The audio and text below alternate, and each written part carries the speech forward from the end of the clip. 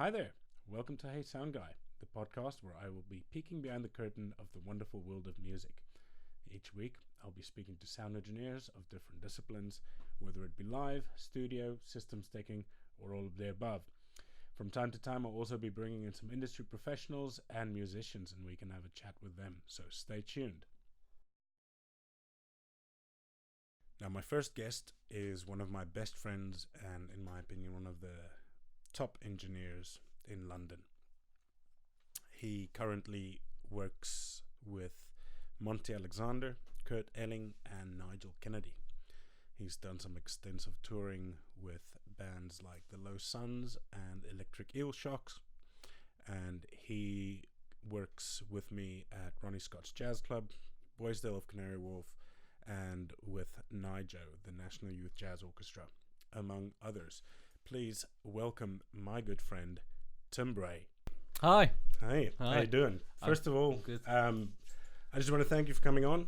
I think it's I've been thinking about doing this podcast for a while, and I've always had you in mind as my first guest because I kind of I see you as the kind of the one that opened the doors for me, since we worked together that first time for NYJO, and you've introduced me to the guys, and I've been part of the group for a while. And it's good, growing man. beast. Yeah, I'm sure Miles will want to call us his bitches. But yeah. But yeah. Anyway, thank you for coming on. My pleasure. Yeah. So, what I'd like to ask first is, how did you get into sound engineering?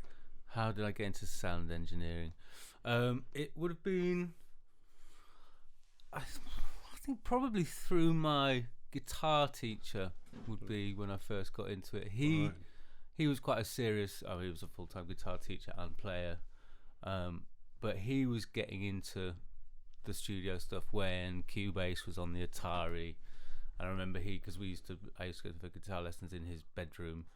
But then one day I turned up and he had like a mixing desk and probably an 8-track reel-to-reel, I imagine, at the time, and an Atari ST with Cubase.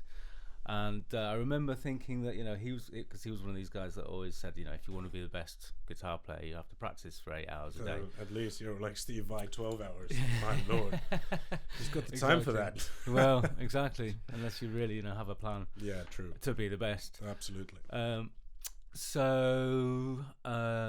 But I quickly realised once we started fiddling about with his tech stuff, his desk and what have you, and doing some recording, and I think he had a keyboard as well. So he was doing some, so he could synthy stuff. Yeah, because he was trying to get into the studio as well. So he wanted to put himself to be able to record at home, put himself demo tapes together, that kind of thing. Yeah. But I remember quite quickly thinking that I'd rather sit and fiddle around with Cubase and recording stuff for 8 hours a day than I would play the guitar for 8 hours a day. So I think that was probably the first point. Right. How old were you then? It probably wasn't until I was. Probably not even until I was about 16, I would say. All right. Yeah, for me it was the same. It was about 16. Maybe 15, 16, yeah, something like that.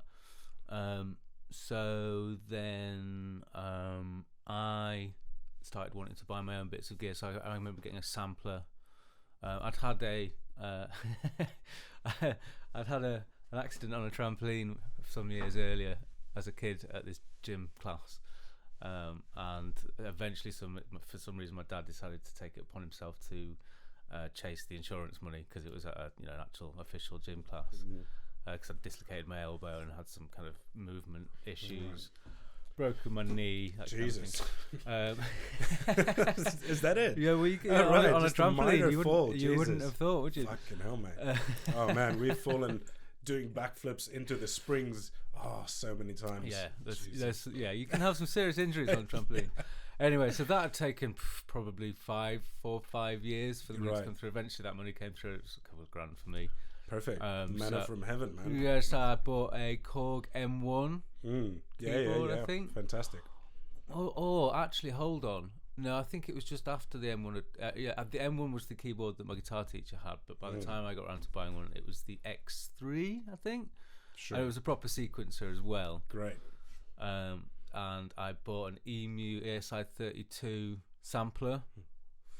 So, and did I have a computer at the time? I think not. I think I started off just using the sequencer in the X3 keyboard. Right, gotcha. Which I had up until with headphones and. Yeah. I think I also went to, at the time, just to like Richer Sounds and bought a hi-fi. Yeah. And just run it through the hi-fi system. Aux in, there you go. Yeah, can't remember, but yeah. Yeah, I used to play my guitar that as well. And I bought a little mixing desk as well. Yeah, I had a Spirit Folio. Oh, right. Yeah. Check you out. So, so you know, at the time, it was my fucking first badass. entry. Yeah, why not, man? So yes, we all got to start somewhere. Fucking as good as it gets. Bought a CD ROM drive so I could get sample CDs to load into the sampler, which then obviously would be triggered by the keyboard. Nice. Then the keyboard had an internal sequencer, so that's where I was doing my my first kind of music creation. So then when I started thinking, I was still kind of considering going into music at the time, so I did A-level music. Mm-hmm. But as I say, it was around about that time also that I kind of started thinking I'd rather be doing this than playing the guitar for 8 hours. Yep. Excuse me. So, well, you know, guitarists get all the girls there, right? Well, I mean, I guess that's why. Yeah. So yeah, then I didn't do so well on my A-levels, and I was still kind of toying with the idea of going to do music somewhere, I think. But then music production and music tech kind of courses they still weren't that common, I don't think, at the time. I'm not sure if the SAE was around. Maybe it was. No, I don't think they were, because even like when I studied 2006 to 2008, there was a guy, David Miller. He wrote like the first syllabus, and I think the course hadn't been around for like 10 years or something. Right. Yeah. Back in 2006. Right. When did you go to? Where did you go? So I ended up going Leeds, didn't you? No, I'm from Leeds. Right. So basically I didn't get any decent grades in A-levels, so I wouldn't have been able to have gone to any kind of decent universities anyway. You've misspent, eh? So yeah, it was all that time I had from having no women because I wasn't playing guitar. I took a year out. Went to America for a few months. Kind of backpacking-ish. Oh, awesome! Where'd you go? I started off in so it wasn't really backpacking. It was more kind of getting myself between different people who I was staying with. Oh, cool, man! So my cousins to start with, south of LA, and then my mum, because my mum and dad were in America for like 6 years before they moved over to England to have me and my sister. This isn't very techie based, but we're just here to, like I said, we're just here to kind of get to know each other. Yeah, we'll get there in the end. So the story ends up somewhere. I can tell you. No, you took a year out and then you went to college. Yes. So basically during the year out, I did some travelling, worked in an off license at my parents' house, stayed at my parents' house, and shopped around really. And there was for anything I could get, and in the kind of music. That's when I was thinking music tech, music production. So during that year off, they'd all just like. Well, they just started coming out in places like I did an HND in the end, so a national diploma rather than than a degree. Yeah, exactly. So is it really worth anything in our business? Do you, in your opinion, do you think having an actual degree versus just on the job training? No, not at all. But I mean, it is essentially at the time, especially because. There wasn't really. I didn't really have the idea of going into trying to get a bloody place at a studio as a T-boy intern type thing. I wasn't really thinking at that time about being in a studio as much. I don't think. I wasn't really thinking about it at the time. I was just kind of giving it a go. Yep. Anyway, I found a music production HND at Newcastle College. So it's still higher education, rather than further education, higher, whichever it is. Yeah. But it was just a 2-year HND instead, so it was like a brand new course. They'd barely finished writing it. Brilliant. One of the modules started, and then that was it. It just lasted 1 week. Brilliant. Then you had a free period. Then it was one of those kind of courses. That I remember going to. Oh, brilliant. going to the business class, the bare minimum, that kind of thing. It was very much treated as a fucking layabout wasters course. Right, gotcha. But you did have to display, you'd have to sit an entrance exam, so you did have to display some knowledge of because then basically what happened was, as I was starting to get into the sound engineering stuff or the techie stuff, whatever you want to call it, my guitar teacher was then kind of becoming my tech teacher as well. So gotcha. he was teaching me how to use all the gear. He was a proper genius guy. Cool, man. Amazing guitar player, could play all the Satriani stuff and Sean Lane and all that kind of stuff. So a great teacher as well, really really clever guy, and he started teaching me about the tech stuff as well. So he'd sit there. That's awesome, man. Go Took you through under his wing. diagrams about how great. compression works and EQ curves and all that kind of stuff. Awesome. So that was my kind of initial education, was again from him. That got me into this course, which was 2 years. 2 years of pretty much fuck all. I don't really remember. I remember learning a few things. Our music production module teacher was a guy called Martin McAloon, who's the brother of Paddy McAloon, who was Prefab Sprout. I don't know if you remember that band. No. Hot Dog, Jumping Frog, Albuquerque. No. Anyway, 80s English poppy. Okay, gotcha. I think not massively au fait with them myself. But he was the brother, and he ended up in this position at Newcastle College because he'd fallen out with his brother over the songwriting rights. I just said his name, didn't I? I probably shouldn't have done that. Anyway, bleep it out. I think it's it I think it's probably in the news. It's in there, yeah. So they fell out over the writing rights, and they sued each other, and he lost. Oh no! I owed his brother like £1 million. Oh my lord! And ended up being this really bitter course. Backfired. Yeah, ended up in a shitty college in Newcastle. Oh man! Teaching kids who couldn't really be asked about music production. And again, so I'm sure he must have been the one. No, again, it was my guitar teacher that introduced me to producers like Trevor Horn, but he was like... So, yeah, I must have been getting into quite a lot of this stuff before I left, and I think I was still seeing my guitar teacher as a mate whenever I went back from college as well, so he was always quite pivotal until I left. Yeah, it's good, man, to have that. Yeah, I didn't really think about that as much before as how much he was around during that period. So I probably have to credit a lot to him. So that was quite lucky to fall in with the right kind of teacher at the right time. It's great, isn't it? It's almost like sometimes it feels like fate. It's like things just sort of like when you look back at it, you're like, yeah, I mean, I definitely didn't make a lot of these choices consciously at the time, and things just sort of like seem to happen, in the thankfully, in the time. I mean, for some people, unfortunately, not so much in certain areas, but there'll always be a certain path that people fall into, whether it ends up where they expected it to. I always consider myself quite fortunate for like I said, for having met you and done that Niger gig, and everything just sort of like opened up from there. I always feel a little bit like, when are they going to catch me out? That fucking actually know what I'm doing. Yeah. But no, I mean, did you explain to the listeners that you're actually a working sound engineer as well? I don't think you did. I kind of did in the beginning. Okay. I said that you got me into the old sound engineering thing. Right. Cool. Yes. So, which we'll get onto the Niger thing, because that is also quite a pivotal moment in my career as well. Absolutely. And there's another person that we'll get to that's heavily involved. Where were we? So college, and then, but as part of, now here's, like you say, about the serendipitousness of it all. But for 1 week at the end of the second year, we had to get ourselves a work placement or work experience somewhere. And at the time, my sister was living in London working as an actress, and her long-term partner, his best mate, happened to be a sound engineer, and so my sister suggested... Miles. This is Miles Ashton, right. yes. Yeah. So my sister suggested that she might be able to get me a week's work experience with her boyfriend's mate, which Miles agreed to. So I came down to London for a week and hung out with Miles doing some Niger gigs, Ronnie Scott's. I stayed at his place. I think I stayed at his place, or maybe I stayed at my sister's. I can't remember. It's not important.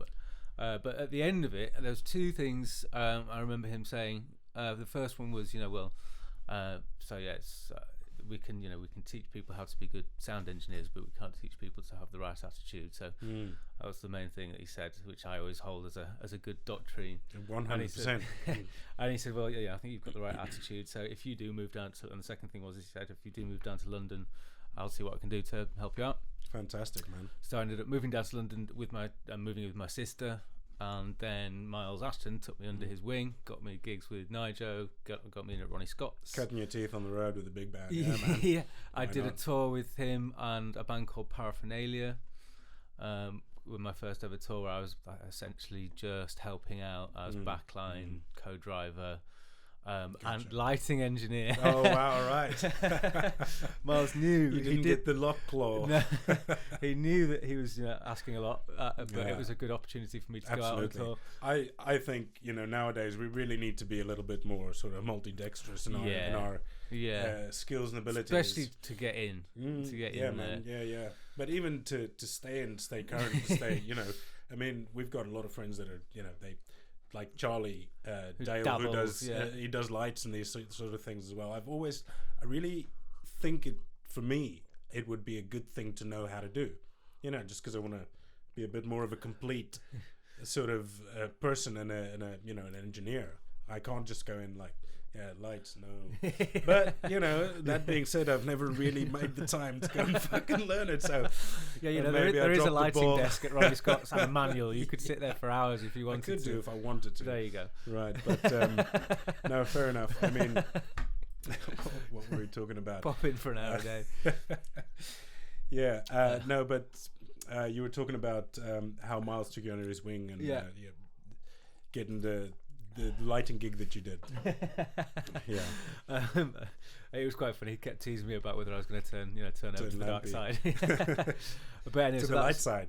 Hey, so that was all a very good experience. Then I was trying to think what happened after that. Was that I ended up getting into the kind of rock and roll, young indie poppies music. I was trying to think how I got into that, but I can't remember. You work at that place in Brixton? The windmill. That came a bit, that's great. Man, that came a bit later, Jesus actually. Christ. That came quite a bit later when I was. That's relatively recently. I say relatively recently. How long you been in this? How long you been in this game? In this game? Yeah, man. I came to London in 2001. Right, gotcha. And while I was first working out, I did work in a Threshers off license. Because I'd always worked in off licenses up when I was having my year off, and then when I was at college, I was working in the off licenses there because I had the whole certificate and did the little service trainer awards and all that shit. So I could get a job quite easily at a wine rack or a Threshers. So anyway, I was working there while I was on the working. till. Yeah. All right. Cool, man. Yeah, in a place called Norwood. Was it Norwood or Norbury? Can't remember. The worst one. I worked in there for like 3 months, and we got held up 3 times in as many months. Oh my God, Jesus! What, with guns and knives? No, thankfully not. Just aggressive. No, it was big. It was big guys reaching over and getting the cash out the till and pushing you back. Gotcha. And then just heading out, legging it. This is before the CCTV fucking. Correct. They had CCTV, but it was like it used to flick round each camera and like that. So and they didn't really give a shit. All right. Gotcha. To the point that it was easy enough for us to take what was left in the till between us. I remember me and this girl got about 30 quid because they'd and I just slammed the till on his hand. Fantastic. So he didn't get much, so we split what was in Hopefully you caused some bruises at least. Oh yes. Jesus. Being held up is probably not fun, is it? No, it wasn't fun. Well, if it happens like that, I suppose it's more of a surprise, like, oh, hello, and it's gone. And exactly. Tip for me. Yeah, took us to the pub that evening. For the trauma, to calm our nerves. Of course. Exactly. Yeah, of course. Just payment. Anyway, so I was trying to remember how I got into doing the next bit of work, which was. Weren't you keeping in touch with Miles and? I was still doing Ronnie's and Nigel, but it was at the time I couldn't afford to live just off those 2 gigs because I wasn't working. In the beginning, me as well. It was always like sound checks for a year. Yeah. Hence working. It was a bit harder getting into Ronnie's back in the day. And also there was more people. Well, there was more people doing more full-time work, if you know what I mean. It was like a full-time job rather than so there was 2 guys there rather than 10 freelancers. Exactly. Like I did the year there as well. Yes. Full-time with Danny. Yeah. Yeah. was fun. Yeah, I remember those times. Well, it was a good learning school. Yeah, really. I absolutely. mean, I gotta be honest, and then this is where I go back to where I sometimes think, oh, when are they gonna fucking catch me out? Because in the beginning I was a bit green, you know. But I learned a lot in that year, and it was good. It was Well, forming that year, is I one way of think. doing it. Well, essentially, there's the two ways of doing it. Or either you work in one place and you learn from working in a very familiar environment and getting to know it intimately, and then being able to experiment with it a bit more in terms of using your microphones differently and getting to know your mixing desk a lot. Hold on, I'm gonna sneeze. Go for it. Oh, bastard! Oh, it's not coming out, is it? Really irritates me. Sorry. It's all right. Where were we? Oh yeah. So I was looking for other work, obviously. Oh no. Yeah. Is that where we were? Yeah. I was just going back to myself again. No, that's what we're here. We're getting here to know you. So Excuse me. that's okay. Sexy. Very sexy. Hey, sound guy. Hey, sound guy. Man, that is just. We were talking about that. Yeah. Weren't we? Somebody called But, me sound guy. Well, in fact, I've got two quite funny stories. One was we had quite recently this young support band, and the guy, one of the young guys, I can't remember which saxophone player, actually shouted over to me because he was one of these guys that was slightly kind of, I need this and I need that. Oh, right. So he was Yeah, being yeah. a bit demanding. I was a bit like, you're a bit demanding for your age. Anyway, I saw that he was about to do that, so I would just walk past him and I was like, I'm not going to, because he was asking me to like plug his cable into his foot pedal and shit like that. No. It's like, no. So I walked past 22, he went, hey, sound guy. And I just turned around and went, don't call me that. And his bandor rounded on him and went, ooh, why are you calling him that, man? Yeah. You should, that's really rude. And Yeah. his name's Tim. And he was like, oh, yeah, but I forgot what his name was. And they were like, oh, you should have just asked him, man. That's not cool. Brilliant. And then they all came to me later and we're really sorry about our saxophone player. Wow. I'm like, it's all right. There's nothing. I don't take it personally. It's just I don't like it. Yeah. I mean, that's why I called. That's why I called it. That's why I called this "Hey Sound Guy" because it's definitely not one of our favorite things. Well, I was thinking I should have just turned around to him and gone, "Hey, sax man," but sax man actually sounds quite cool. Yeah. Hey, bring that baby sex whistle over here, Mr. Sax Man. Hey, sax man. So that wouldn't have worked. Yeah. But also this other guy, who we've known for years because he plays in the Mingus Big Band. It's Wayne Escoffrey. So we've known him for forever, really. I know, and he never he wouldn't. And he also guests with Monty Alexander, who I work for on tour. So when he tours in Europe, I go out with Monty Alexander. He does a lot of gigs in the US that he's got his own guy over there for. But when he comes up, excuse me. Oh, right. Sorry, are you boring yourself? Anyway, I'm so boring. No, I'm going to go. Anyway, yeah, so Wayne works with Monty as well. So I've seen him on Monty gigs, guesting as a sax player. And that's what I've known him for years, like 15 years. Yeah. And just recently again, he's like, "Hey, sound guy." I'm like, "Wayne, it's me, Tim. You know Was me." this on a Monty on gig? a Monty gig? It's like, Right. dude, you know me, man. You've known me for ages. Yeah, He's like, "Oh, sorry, mate." Sound guy. Yeah, dude. Yeah, right. But it's me. You know me. Exactly. It's really weird. I had that with a guitarist once. He comes in as well, and he plays late shows and stuff. And he just, he's always got this. What's your name again? I'm like, man, we've known each other like 8 years. I see you at least once a month. Yes, It's really weird. I don't think I'm that forgettable because I always fucking help you plug in all your shit. Brilliant. Just yeah. I mean, do you go to your mum and say, "Hey, lady, woman, hey, wet woman." nurse. Oh Jesus. No. Yeah. Anyway. Okay, so we digress. You were looking for other work and Oh yeah, so I don't know. I can't remember how it happened. I'm gonna have to try and figure skip this ahead. No, well, you're I'm gonna talking have about to the rock and roll stuff. Yeah. Where you were getting into the rock and roll stuff and doing the touring. Yeah, I started working with a promotions company, Right. which was actually just a guy called Phil, who put gigs on. Oh, gotcha. Called Up All Night Promotions, okay, which right. was quite fun. I think for I a while. remember I met him at your birthday party. It's possible.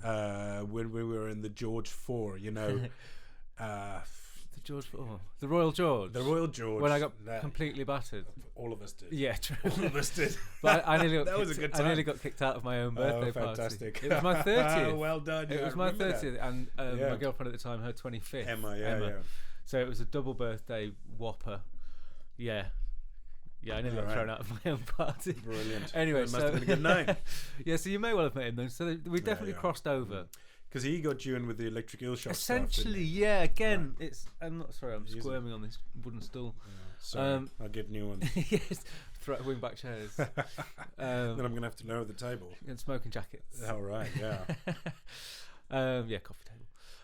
So yeah. Anyway, through him, so he was doing gigs at the Spice of Life. All right, putting shows on there. So I remember doing shitty rock and roll gigs in the basement there. So this was it. So this is the other thing that I was saying actually. Sorry, going back to what we were saying was that I think like yourself, your learning curve was kind of in one place being quite intricate, and then the other learning curve is doing loads of shitty gigs where all of the equipment's rubbish. Yeah, man. All of it's different every time. I still consider myself fucking fortunate as hell to have landed my ass in a fucking bowl of butter. You know, it's like I just finished my degree, and like 3 weeks later I started working at Ronnie Scott's. Awesome. Right. Okay. I forgot it was so. It's like that, and I'm like, how did this happen to me? It's fucking awesome.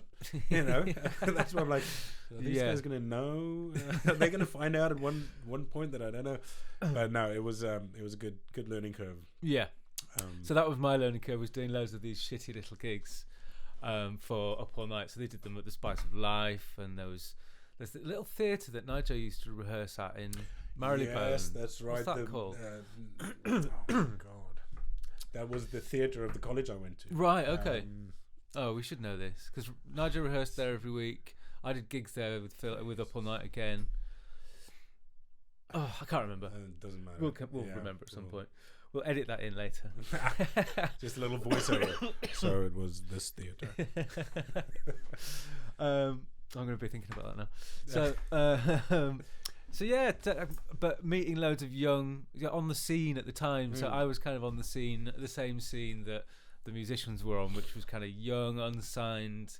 Right. Some to be successful, some not to be.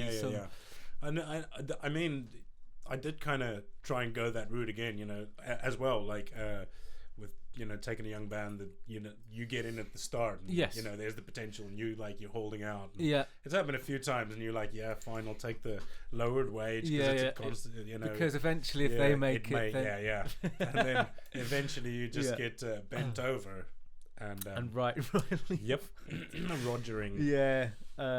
Yeah. So I mean that happens. Well, I had a relatively good run with that one actually, with the Low Suns. Yeah, you did. And they just had the bad luck of changing their name all the time, wasn't it? What happened there?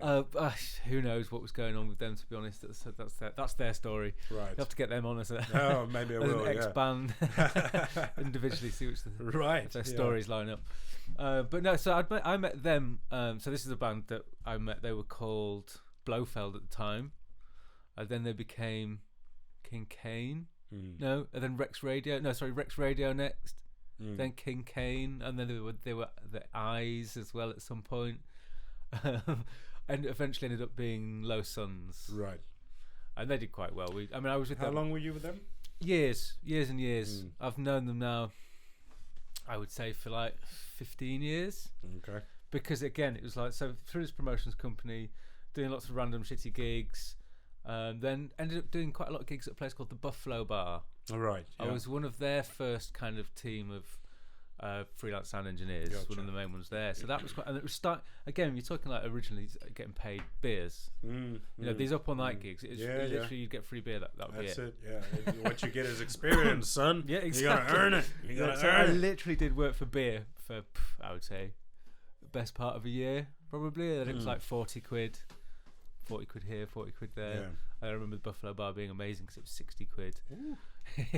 But there were all these quite good bands on. So the Libertines played there, Block Party, right. The Subways, Gotcha. And it had a media blackout as well. So it was quite a cool place, and it was cool. somewhere where people would do like secret album launches and secret gigs, that kind of thing. So it was much more of the level that I was aiming for. Gordon Raphael, the guy that produced The Strokes, he used to hang out there quite a lot. So it's that kind of cool place, and I met them, Blofeld at the time, Low Suns at the Buffalo Bar. Gotcha. And then they asked me if I wanted to go and help out on a couple of gigs on this tour, and I was like, right, I'll tell you what, I'll do the whole tour for just 200 quid, because that's all they could offer me. So I said, maybe you could do this gig here, this gig here. I said, I'll tell you what, I've earned a fair bit recently from doing whatever else. I've saved up a bit of money, so I've got a bit of money in the bank. So I'll take 2 weeks off from everything else and just do this for 200 quid. And they were living off cans of beans, cold cans of beans. Right. Wow. But they had their own van as well, so it was pretty cool. And they'd done it out, so in the back it had seats and it had a little Nintendo, and fantastic! It was like a little chill out zone in the back. Right. So they were like one of the hard-working bands. Exactly. They'd built that themselves and all that. So they were proper dedicated, very good musicians, very hard-working. Fantastic. So you're still friends with them. Very good friends with them. Yeah, absolutely. So they went through various different changes. Ended up as the Low Suns, and ended up supporting Coldplay for a couple of gigs at the Manchester Arena and at the O2, which was, I would say, probably the O2 was a bit of a highlight of my career. No, nice, man. Fantastic. Yeah. I don't really feel, because that's the biggest, the Manchester Arena, actually, it's the biggest arena in the country. So it's kind of like, that's pretty cool, man. Yeah, other than doing stadium gigs, which I don't think I'm going to be getting around to doing right now in my life. Yeah, I don't even know if I want to go that route. No, I don't. I've kind of been there with the O2. That was fine for me. It was big enough. It's just a bit of a hassle. Having to be really in charge of an entire stadium. In terms of the whole setting it up. They got system techs, man. They got like Liam Halpin. That guy, fucking, he's a genius. They got these guys sorting it out. Yeah, fair enough. And you basically fucking white gloving it, bro. That is true. So, that is true. I don't think. But I can't. I'm not, anywhere with any bands at this time that would be doing that kind of gig. Be at the right. And the thing is, I don't want to go in as part of a PA company, because then you are doing all the system tech and shit, which I hate. Absolutely. And that's like you say. It's funny. Some people love it. Exactly, and I love those people. Yeah, absolutely. I love those guys. But I only realized that because for me, I don't know. Weirdly, in my mind, the only kind of reason you'd want to be a sound engineer is to do sort of the front of house, if you're going to be working on those, do the front of house or do monitors or something like that. But I've spoken to guys sometimes and they're like, yeah, man, I just want to system tech the hell out of this. I don't I'm an engineer, I'm a sound engineer, I know how to do all these things. We've got a friend, Matt. Yeah, Matt is like that guy's a fucking genius. No, man. he is, but he's an awesome system tech as well. He is, yeah, and he knows shit about shit, man. He knows the numbers. I'm not a numbers guy. I'm really not. No, I'm not. I mean, like, what I mean by numbers guy is you get these guys and they come in like, oh, this Martin Array with the LG and they're just going on these numbers, and I'm like, yep, they sound amazing. But I think for me, you come from quite a musical background as well, don't you? With your guitar playing and all that, so you're more of a musical engineer rather than a tech guy. No, I suppose so, really. I certainly am, because I come from a musical background. I'm much more interested in sound, making it sound good. Yeah. This is what I was going to say. My understanding or not understanding is not for me. It's always not to be the kind of guy that like, oh, I need this desk and these compressors and this, otherwise the show can't work. We get those guys in like, I'll only work with this desk. And for me, it's like, even if you get a fucking Spirit Folio, right, and you got a 12-piece orchestra, make that shit work. Make it sound good. This is my job. This is how I think of my job.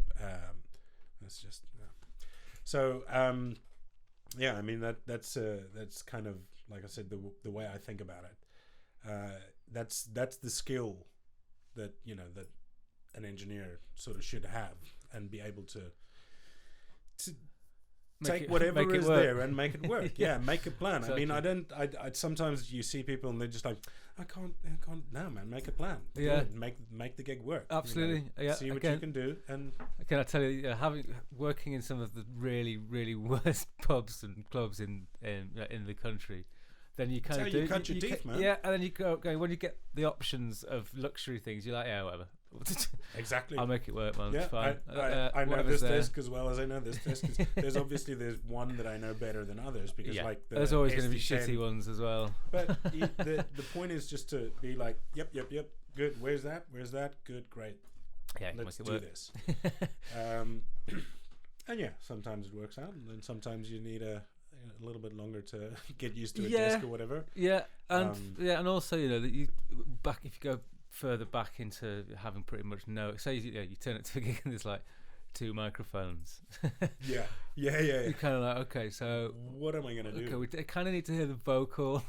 Yeah. And then maybe put this one in the kick drum, but obviously this PA is not going to be able to provide enough low end for it for you to be able to feel the kick drum.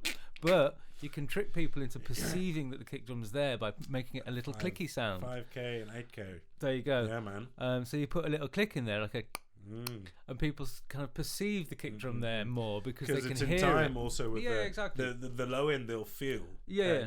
To some degree, obviously not in The bigger natural places. low end, But then that top end, you taught me that. It's just it's a perception thing. It's getting people to hear what you want them to hear in some ways. Yeah. So make them your bitches, and this is what you're gonna hear, right? It's not what you want to hear. I'm gonna make you hear something beautiful. I'm basically telling you. Well, I'm giving you what you're to listen to. There you go. Yeah. There you go. Have that.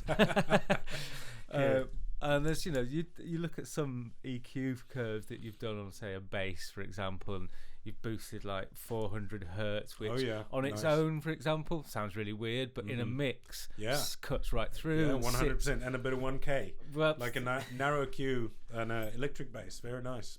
There you go. It's just about getting it to fit into the mix and to get people to hear what you want them to hear. Making them notice everything. Yeah, well, that's without making everything so loud that it's offensive. Yeah, absolutely. I mean, that's the foundation of a good mix. Is if somebody can look at an instrument and hear what's going on with that one particular instrument in the mix, then that's a good starting point for it. 100%. Yeah, Miles taught me that as well. Me too. But what I've started doing is instead of, because I'm always, I want to make sure that my ears are stay tuned and they stay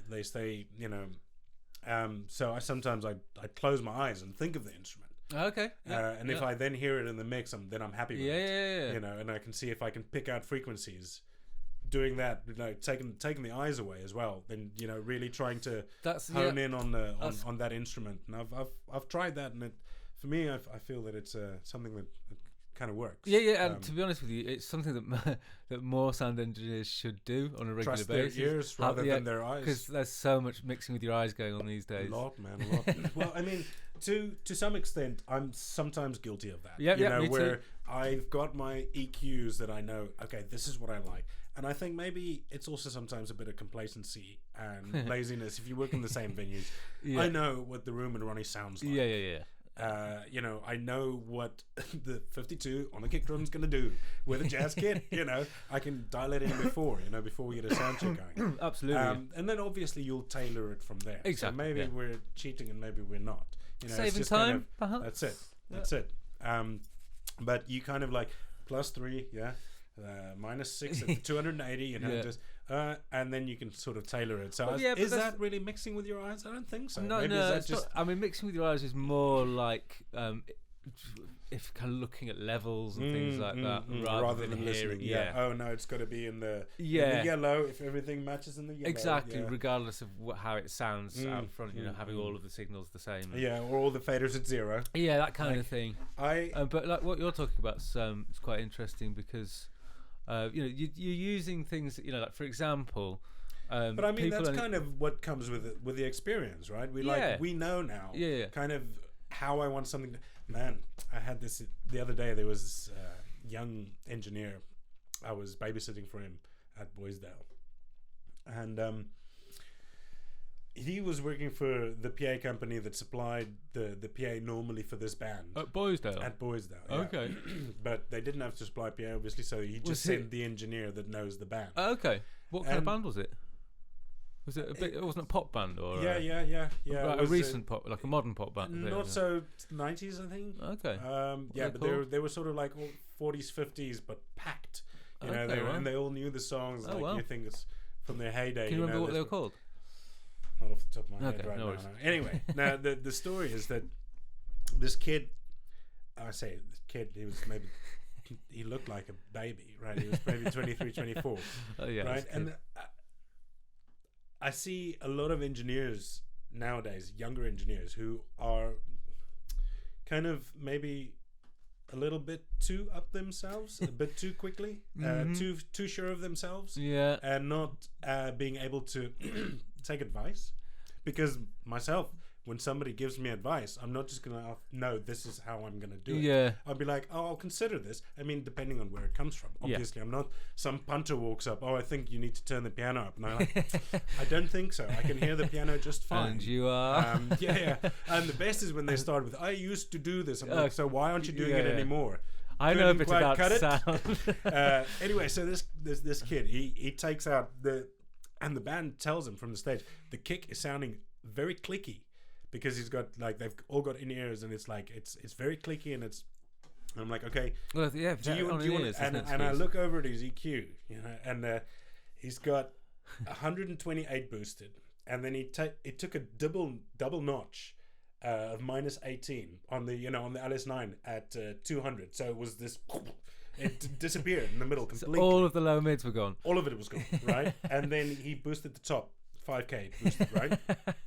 And I'm just explaining to him, because through the monitors that we have at Boysdale, right, they're not, the bottom end of them aren't as powerful as they should be. They're shitty, right? yeah. They can click quite easily. And it was the singer who had the two monitors, and he's like, the kick drum is very clicky. And I'm like, do you want to maybe try and just that double dip at 200 at -36? Do you want to just ease some of that back into it just a little bit, so it gets a little bit more of warm body, and not just 120 and 5K driven to +6 in the monitor. I'm like, maybe then you can back it off just a little bit, it'll have a bit more body. It's like, no, there's nothing in the middle of a kick drum anyway, so this is how I'm going to do it. Like, gotcha. Right. I won't say anything anymore. And they complained about it for a bit, and I was just like, this is your gig, bro. Yeah. What you gonna do, right? You've got to let them make their own mistakes. Oh, to shit, learn man. for themselves. I mean, yeah, that's the other thing. I mean, I was always, regardless of how, because you would always get somebody telling you things in a patronising way, or somebody trying to tell obviously, you. But the trick was to always listen to what they were saying, regardless of whether you liked the way of delivering it, and put up 100%. Yeah, you put up with consider it. You're still gonna. I mean, it's all gonna be exactly. Is this guy right or is he not right? Yeah, regardless of whether he's a twat or not. Yeah. Yeah, I love it when the experts come up to you at the booth and just everybody's an engineer. Everybody's an engineer. Our friend Shahan's got a good response. Somebody, although they did get him in a bit of trouble, because I think it was like there's a couple of incidences which the good one was this guy who was I think he was the father of the piano player or something. Oh, so, of course, always a family member comes up. I got in trouble with the sax player's wife once. I can't. Oh, not like that. No, Jesus. It's this piano player's dad. I think you should. I think the piano needs to come up a bit. Turns around, says, "Fuck off." You sometimes feel like saying that, man. I mean, it just the things that people just like. Really? Yeah. What? Who do you think you are to be? Do I just burst into your office and say, "Listen, this paperwork here, you didn't sign page 34." I'm sure there's some spelling errors in there. Did you not get the memo that these TPS reports are going out with the new cover from now on? See ya. Jesus, you've seen that movie, Office Space? I haven't. Oh man, fucking brilliant! It's Mike Judge who did Beavis and Butthead. Yes. It's brilliant about these IT guys that they're doing the conversion for the Y2K. Okay. Because all the banks fucked up when they started making numbers. Why just 19 1921? You're right. Yeah. I'll check that. Anyway, it's funny, but so how did you get into trouble with the oh my god, sax player's wife? She kept coming over and they were doing a support set, right? Oh great. And she kept coming over. I think he was even like a surprise guest on this thing, right? So I ran and I got a microphone out for the guy, and she came over and was like, "You need to turn the sax up," and I just leant my head out the booth, and I'm like, "I'm pretty sure that I don't need to. I'm sorry, but I can hear it. I think it sounds fine, very well from here." And it's like, "No, but you really need to. You really need to turn." I said, "Okay, I'll do it." And the old DFA fader. Yeah.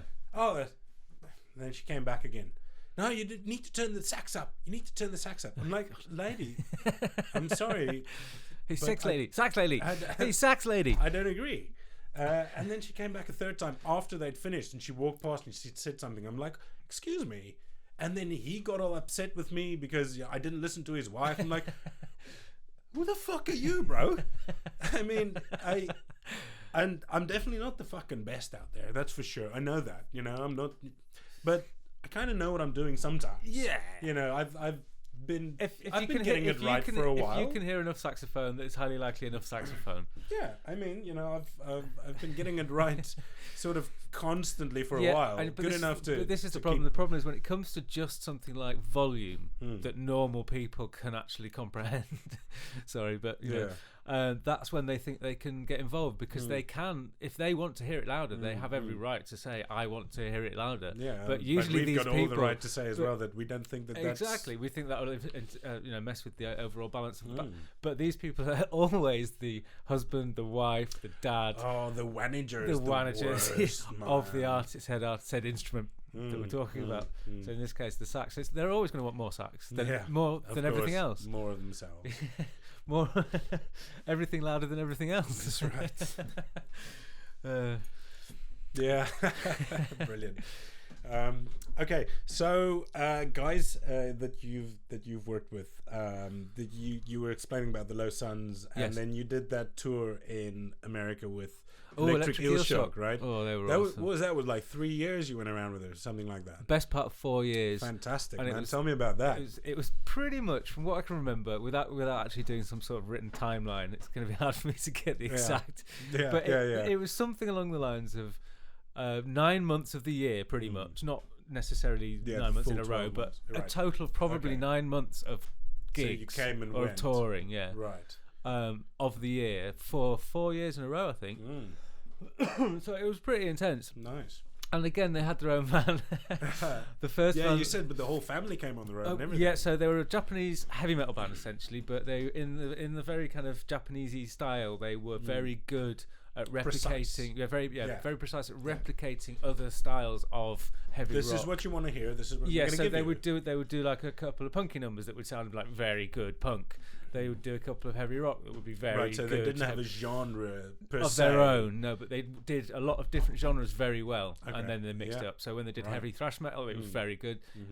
Aki, the guitar player, lovely guy. Professional sports fisherman as well. Wow, check that out. And heavy metal flying V guitar player.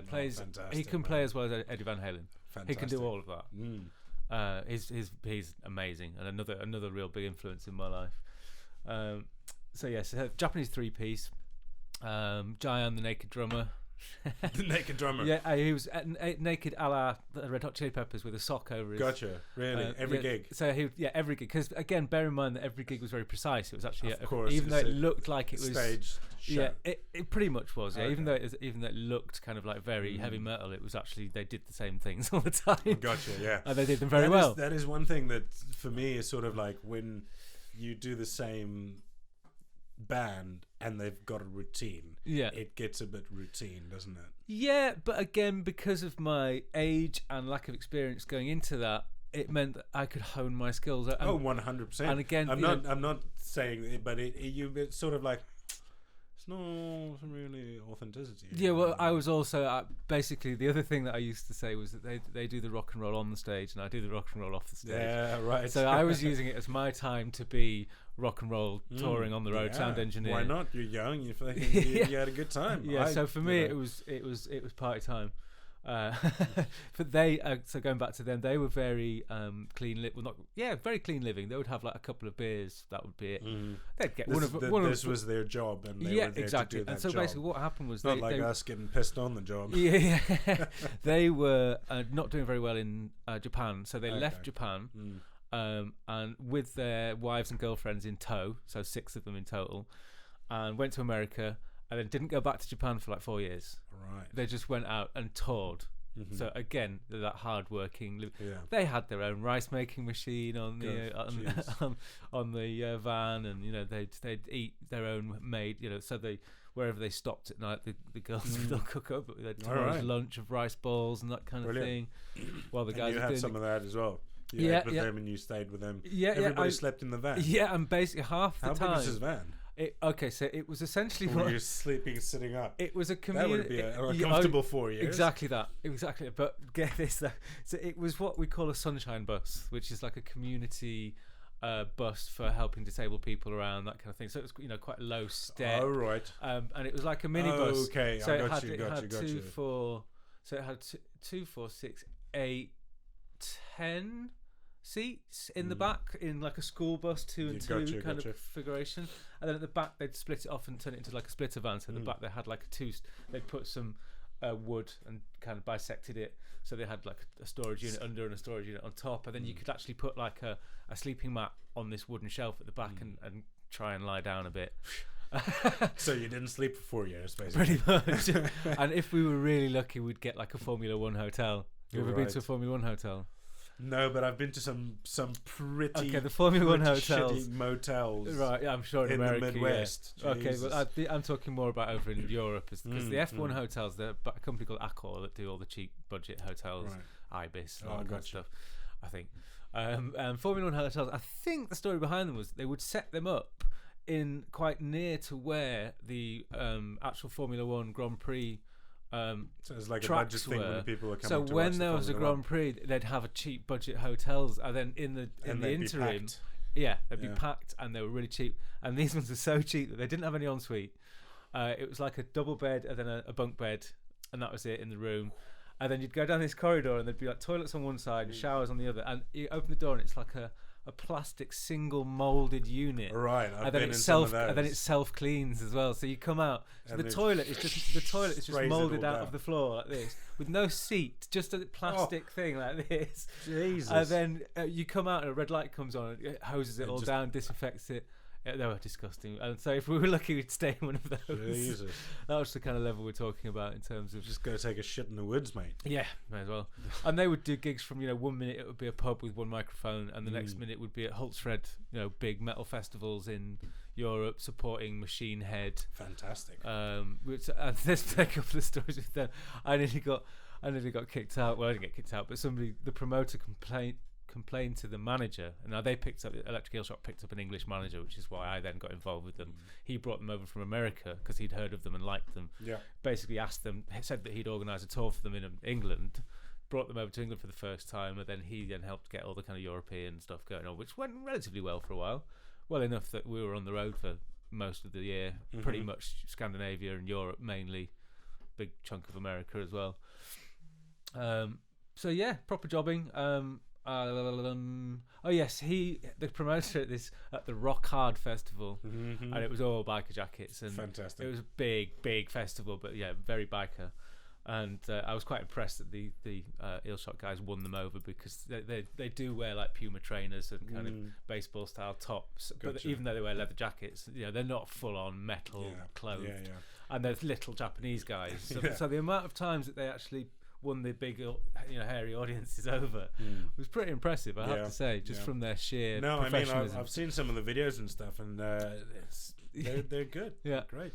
Anyway, so we were at Rock Hard, and I was quite into bird watching at the time, because we were on the road so long. As you do at festivals. Well, on the road for so long that I started like spotting birds, just the ones you see on motorways. So over in Europe you see buzzards and things like this, and I got to the point where I would go for a walk. If I was at a festival, I'd go for a walk into the woods and start getting into spotting birds, because I was on the road that much that you may as well do something that works. Try and get a healthy habit. Yeah, on tour. well, I tried learning a bit of Japanese, which went relatively well to a point. I got to the point where I could kind of understand what they were on about. And did the bird watching, reading books, all that kind of stuff, and partying. Yes. Partying on the road. Jesus, man. I remember when I went to America with James McCartney. Oh yeah. My God. It was yeah, with my mate Hugh Neal. Hugh New. Hugh Neal. Oh, Hugh Neal. Sorry. Hugh New. With my accent again.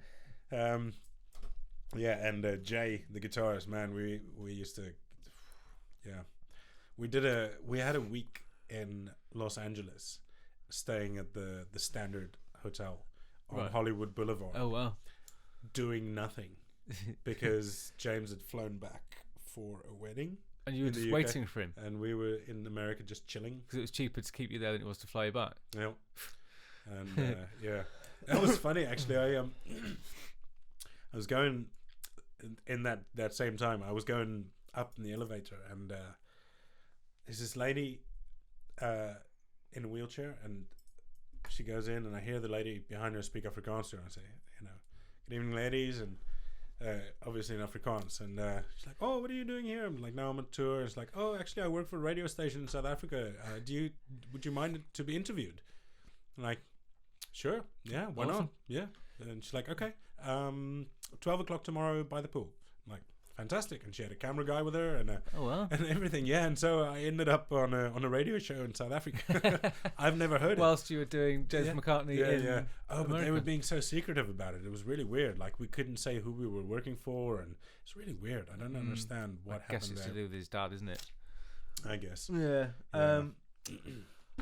But yeah, partying Oh yes, on tour. yeah. Well, you've led me on to another story. I remember when I was in America with Electric Eel Shock, because bearing in mind I was doing the party and they weren't so much. Yes. But the manager used to get twatted as well. Me and him had some blazing fights, like hands around the throat kind Wow. of fights. Me and the manager. He's a big fat bald English guy, who I do love very much. But it was like we were married half the time. Oh, right. Mm. It's like blazing arguments or best of friends. Mm. But he used to get so battered.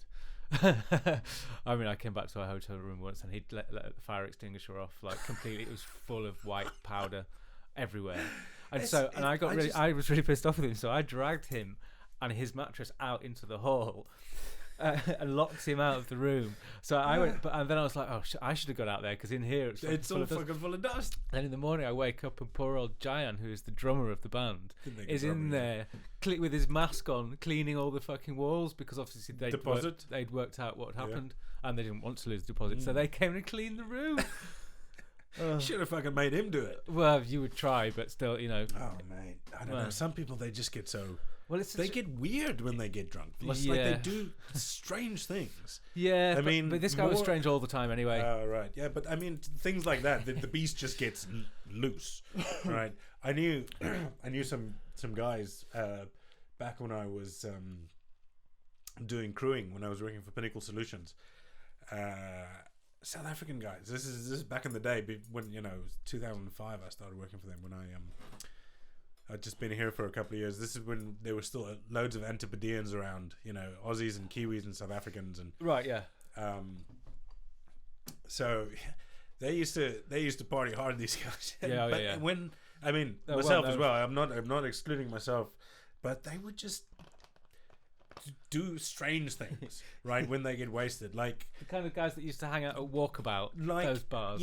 they would pull out their dick and start coloring it with a Sharpie or something as like a fucking party trick, and this one guy, he used to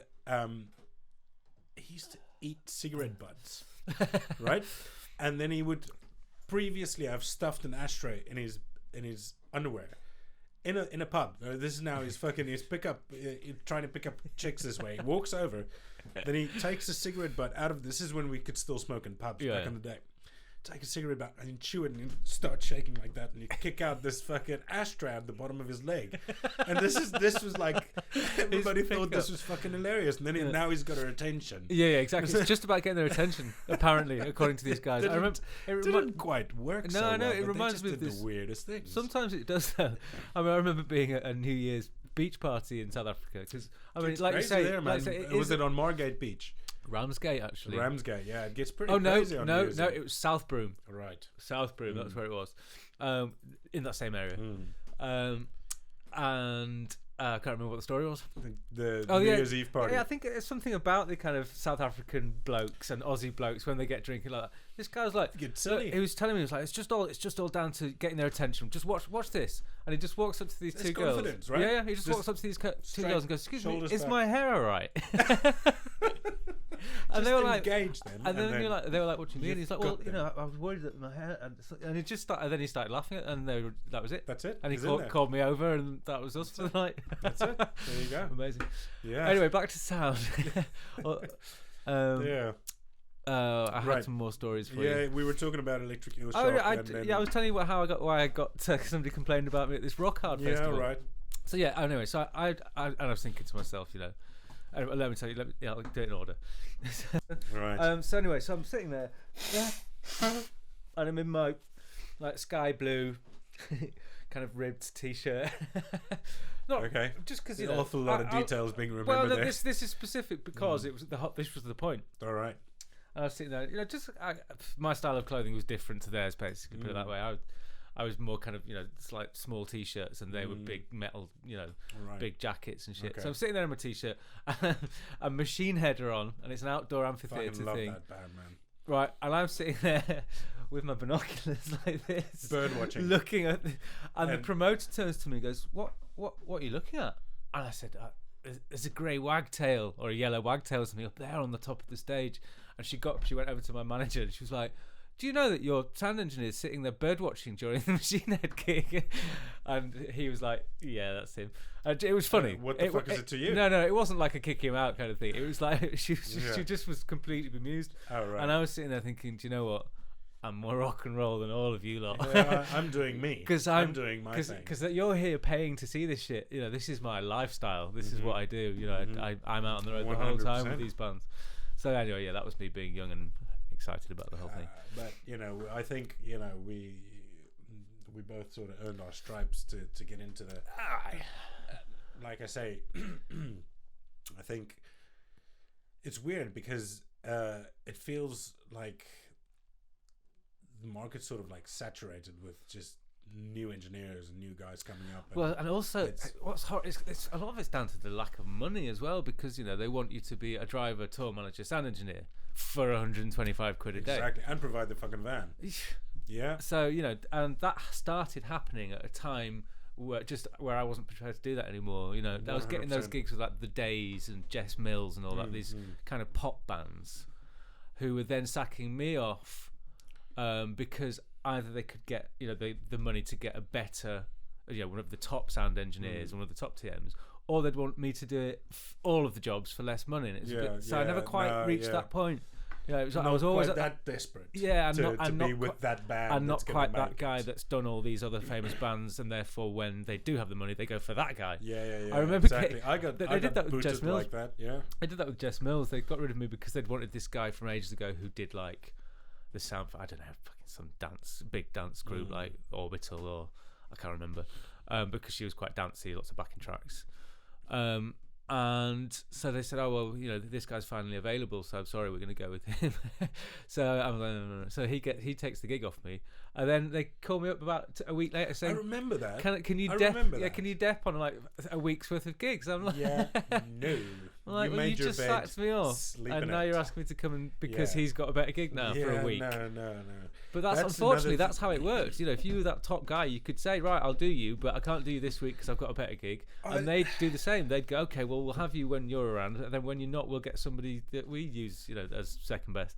I don't know about that. I mean, I've always, maybe this is a fault of mine, maybe, because if I said, "Listen, I'm here on this gig," and something better comes along, I'm like, "Well, I've agreed on this." Exactly. I've said to these guys. I did that. I did. And maybe is that the wrong way to do it? No. I mean, well, this is there's see if you can get somebody else to do the. There's only one. Well, that's the thing. The other thing gig. Yeah, that's effectively that's what Miles does quite a bit of. That.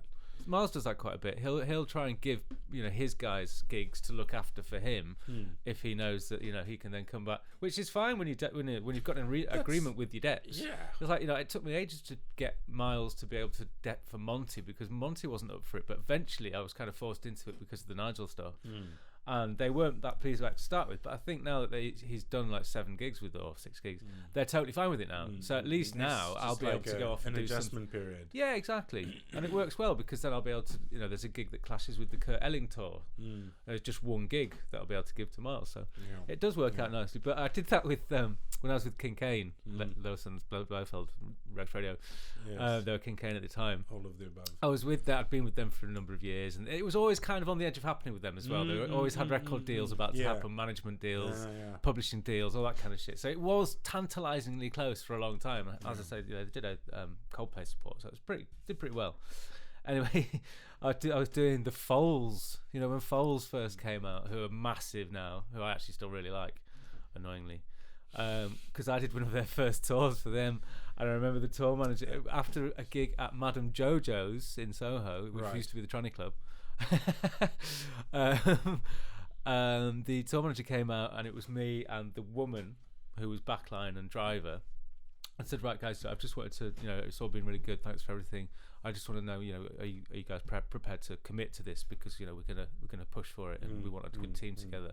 And I was like, no, I'm sorry, I've got this other band, King Kane, that I'm that I've been with for ages. That's the one time I think to myself, if I'd have just said yes to Foals, look at them now. So that was one of those. Exactly, it's like you say, it's one of those moments where it could have gone that way, but it went that way. So it's all good. It's all good. Those 3 spinners, fucking 3 bitches, man. Governing our fate together. Yeah, shit. Right. How are we for time? I think we've got a little bit more time. Or if you've got some more time, we could wrap it up. That's kind of I could do with being out of here by 3. Okay. So we'll go for another 15 minutes, so you can edit that out. Yeah. Cool. All right. So where have we done? We've done quite a lot of me, actually. Well, I mean, this is what it's all about. This is getting to know you. Yeah. And I'm gonna have to go home and look over some of my kind of guest mail diaries. I'll definitely have you on again, but I just wanted to get you on to sort of get the feet in the pool before diving right in. It's working well, and it's the whole thing is because I wanted to get to that, but we'll get to that next time. Is how we I'll get to it now.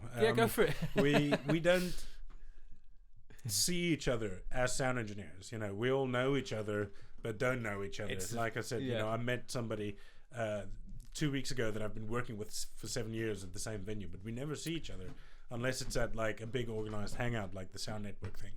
I think part of that is because our work takes on, get us all to know each other a little bit better. Of course, yeah. But I think a lot of it is that our work, especially say with Ronnie Scott's, you're kind of out with those people, and that's what you do. So it's always going to be those people. The same as Boysdale.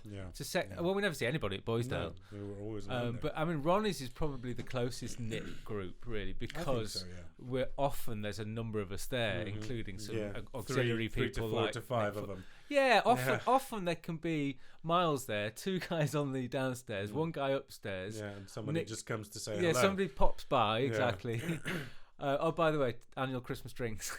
Right. 20th of December, Dog and Duck, 6 p.m. onwards. Fantastic. Tim's super special annual Christmas drinks. 20th of December. Yeah. I'll be there. And then I think then you guys can get to know him a little bit better. I think we're going to wrap it up for now. Thank you very much for being here. I really appreciate it. That's cool. I enjoyed the stories, and I mean, it's like I said, it's not all just going to be techie. It's getting to know. I don't think we did a lot that was techie there, but it's. I mean, like I said, I want to get in the future.